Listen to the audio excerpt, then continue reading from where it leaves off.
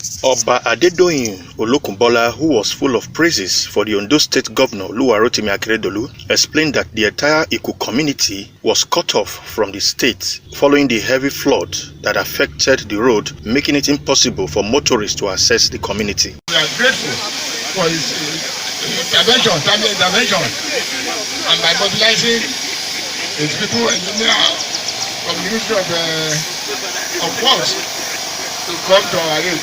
We are all happy now with the state job have gone. The Commissioner for Works, TAOFIK ABDULSALAM, the Special Advisor on Infrastructure, Engineer Aminu Raimi, and the Permanent Secretary in the Ministry of Works, Engineer TAIWO OTUN, expressed satisfaction with the quality of work being executed by the engineers from the State Ministry of Works. We have seen the massive job Afo-Ido are doing. The road is so important to the government, and this road leads from here down to Afo-Ido, which have access to the road that leads straight to Abuja. The communities were cut off. The governor said it's part of what he has promised our people that he has to do something about it. And immediately we started work on this road, and everybody's happy. What we are seeing here now is a bridge.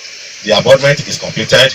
We are launching the beams now. The quality of what they are doing here is very okay, and we make sure we monitor everything. The staff has developed themselves, and there is no caliber of job that we cannot cope with. We have civil engineers, we have technicians, we have a standard laboratory, material laboratory, and the staffs are adequate.